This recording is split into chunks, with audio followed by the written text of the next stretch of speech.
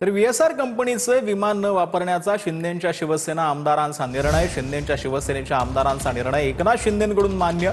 शिंदेंच्या शिवसेनेचे नेते मंत्री व्हीएसआरचं विमान वापरणार नाही. अजित पवारांच्या विमान दुर्घटनेनंतर हा निर्णय घेण्यात आला.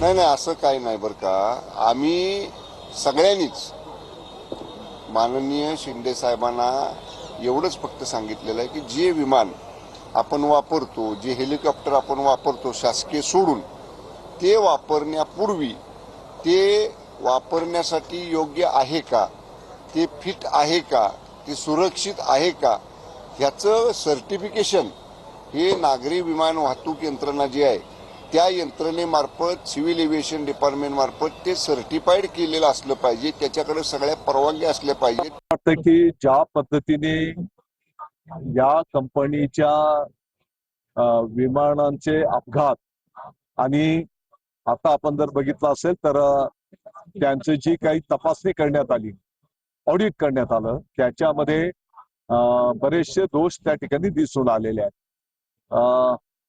आम्ही शिंदे साहेबांना विनंती केलेली आहे की तुमचाही मोठा प्रवास विमानांच्या माध्यमातून असतो, तर त्यामध्ये काळजी घेणं गरजेचं आहे, असं विनंती आम्ही शिंदे साहेबांना केलेली आहे.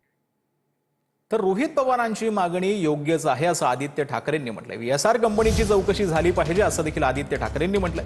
शिंदेंची शिवसेना मग गुवाहाटीला कशी जाणार, आदित्य ठाकरेंनी हा टोला लगावलाय. व्हीएसआरचं विमान न वापरण्याचा शिंदेंच्या शिवसेनेच्या आमदारांचा निर्णय आहे.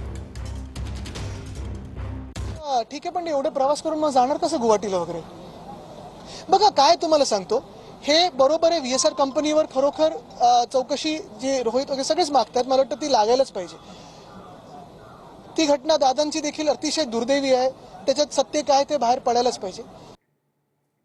तर राज्यसभेसाठी शिंदेंच्या शिवसेनेकडून 2 जागांची मागणी करण्यात आलेली आहे. सचिन अहिर यांनी ही माहिती दिली आहे. बऱ्याच गोष्टी माहिती आहेत, पण आम्ही मिठाचा खडा टाकणार नाही असं सचिन अहिर यांनी म्हटलंय. मातोश्रीवरील मिलिंद नार्वेकरांची जागा आता आमदार सचिन अहिर यांनी घेतली असल्याचा टोला उदय सामंतांनी लगावला.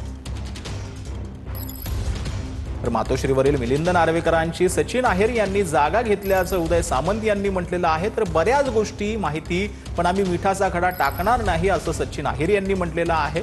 शिंदेंकडनं 2 जागा मागण्यात येत आहेत असं देखील यावेळेला त्यांनी म्हटलेलं आहे. आणि त्याच्यावरून आता सचिन अहिर आणि उदय सामंत यांच्यामध्ये शाब्दिक टीकाटिप्पणी जी आहे ती रंगताना पाहायला मिळते.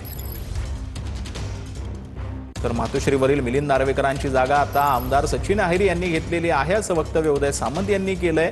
तर या वेळेलाच आता शिवसेनेकडून 2 जागांची मागणी केली जाते. सचिन अहिर यांनी ही माहिती दिलेली आहे. बऱ्याच गोष्टी माहिती, पण आम्हाला मिठाचा खडा टाकायचा नाही असं वक्तव्य सचिन अहिर यांनी केलं. पवारसाहेब लढणार आहेत हे त्यांच्याकडनं सुरुवात झालेली आहे. म्हणून असं वाटते राष्ट्रवादी नेते हे आमच्या नेत्यांबरोबर बसतील आणि ह्या नेत्यांच्या स्तरावरचा हा विषय. जरी म्हणतात की आघाडीत बिघाडी झालेली आहे आणि त्यामुळे त्यांचं काही ठरत नाही. अरे बाबा, महायुतीतला तरी त्या उमेदवारांची नावं जाहीर झाली का? कोण 2 वर्षासाठी मागतोय आणि कोण 6 वर्षासाठीच आम्ही लढणार आहोत असंही म्हणतायत.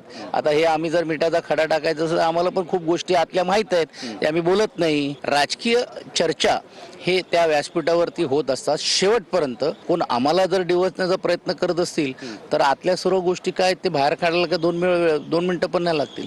पहिली गोष्ट, महायुती म्हणून जेवढ्या जागा आम्ही लढू तेवढ्या आम्ही जिंकू. कोण 4 लढतंय, कोण 2 लढतंय, कोण 1 लढतंय, हे आमच्या देखील महायुतीमध्ये कोणाला डोकावून पाहण्याची गरज नाही.